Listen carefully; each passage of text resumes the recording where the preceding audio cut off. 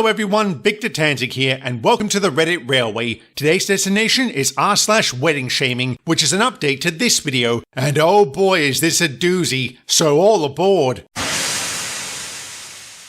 Update 1. So a lot has happened. Here's a timeline. December 16th, Beth's little sister unblocked her to call her a slut and tell her that all her wedding plans were stupid. This resulted in a petty yet entertaining Facebook war until the little sister blocked her again the next day. December 18th, Beth went nuts on social media because Adam had kidnapped their daughter. He didn't. Because the courts are moving at a snail's pace due to COVID, and because he had reason to believe his daughter was not safe living with Beth, he just decided to not give her back. They don't have a custody agreement, and when Beth tried to call the cops, they couldn't do anything because he was kinda right. She had put out dozens of videos where she ignored or yelled at the kid, who I'll call Abby. I then found out that Adam had been paying for nearly everything to do with their daughter. I'm talking food, diapers, clothes, toys, daycare, etc. This was in addition to the $500 he was paying each month in child support. Additionally, Beth never took the baby to a doctor's appointment after giving birth. Adam always did. Abby's pediatrician has never even met Beth. Beth then tried to get Chad to intimidate him or something. This didn't work as the local police force has been under one hell of a microscope after a bunch of dirty cops got busted a couple of years ago. They did end up calling a social worker on Adam, who said there was nothing she could do until they got to court. She did advise Beth attend therapy and parenting classes, but she refused. She then wrote out a very long rant on Facebook, about 15 paragraphs, saying she doesn't need parenting classes or therapy. She then called the social worker some choice words. December 19 to 24, just a bunch of social media rants where she viciously insulted everyone who didn't enable her. She is now under investigation at her job because, amidst all of this, she listed her place of employment, yet she doesn't seem to understand why she's being investigated. December 25th, after checking her social media this evening, I am officially embarrassed to know this woman. She had tried to get married to Chad at the courthouse that morning. According to her Twitter, part of this was because their newest venue had cancelled on them after COVID numbers spiked. You'll notice I said she tried to get married at the courthouse because it wasn't open, partly because of COVID, but also because it's Christmas Day. Beth proceeded to have a full meltdown, which she live-streamed. Aside from herself and Chad, her second baby was also present.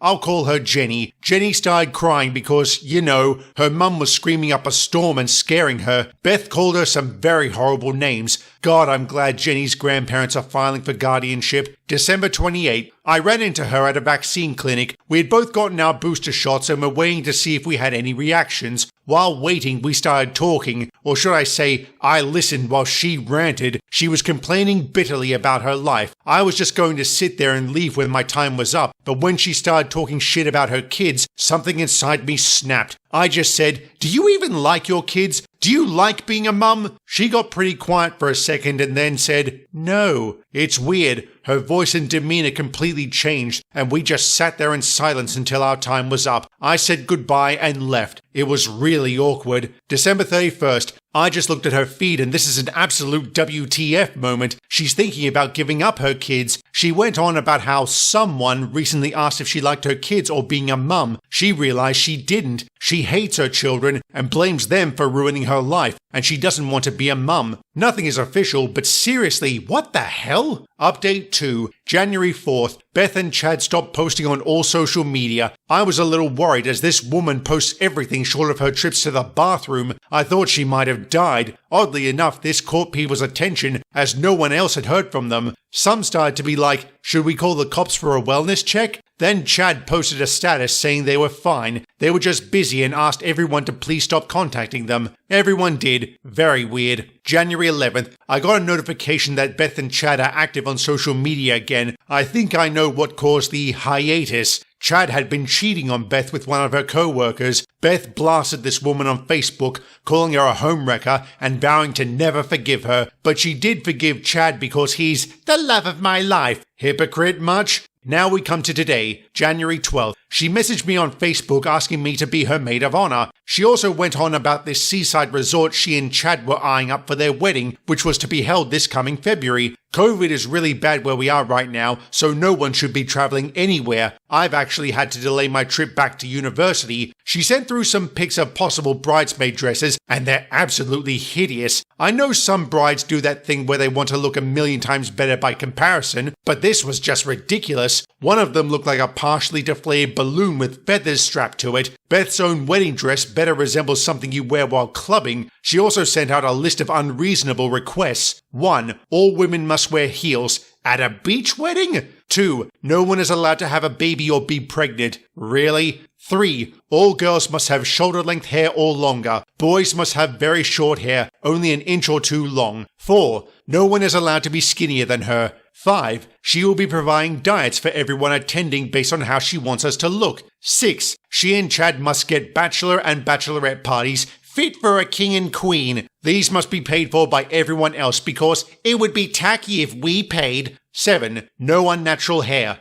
8. No tattoos. Keep in mind Beth has 5 tattoos, several of which are very noticeable. 9. No one is allowed to talk to her directly. They must speak through the maid of honor and best man. There's more, but I don't feel like typing it out. She's posted the list on Facebook and Instagram, and people are calling her a bridezilla. Getting back to me being maid of honor, I respectfully declined, stating that the virus and school were my top concerns right now. Then I decided to check her socials to see if she posted anything. She had, and everything was basically how it was before the hiatus, except her kids were nowhere to be found. Based on her recent pics, it's clear she's given birth to Chad's baby. I asked her where her kids were. This was her response. "Oh, I left them on the side of the road while driving back from the hospital. Those mooches can walk home, lol." I replied, "Please tell me you're joking." She was like, "Yes, I was joking. You shouldn't be so serious all the time." Honey, you made a joke about child abandonment and abuse. You're not being serious enough. The conversation just went downhill from there. I'll spare you all the details, but it ended with her telling me to go to hell before calling me every horrible name in the book. She then blasted me on social media, but still had the audacity to say she expects a good wedding gift from me. Yeah, not happening. Amidst this latest meltdown, I did learn some new things. First, it seems that after she gave birth to Abby, she had asked her doctor for birth control, but he refused to give it to her. This doctor was apparently a friend of Beth's mum and sister. She had a different doctor for her latest birth, who did give her birth control when she asked for it. She has since asked this one to be her new doctor, so I hope that works out. And it looks like things have worked out all right for the kids. Adam now has custody of their daughter after Beth signed away her rights. As for her other kids, they've been adopted by a mutual cousin of Adam and Chad's who is infertile. Jenny's grandparents are happy with this arrangement because they can see her anytime they want. It looks like the cousin and her husband are good, loving people, so that's a plus. After learning all of this, I blocked Beth on everything. I've decided to completely cut her off. Wise decision. Beth is completely unhinged. Yeah, it does sound like she was dealt a bad hand, but that doesn't justify putting her children at risk. I'm very glad they're no longer with her, and to think that might not have happened if OP hadn't had that conversation with her. And what a shock. Chad cheated on her. I can't believe she forgave him. Oh wait, yes I can. Those two belong together.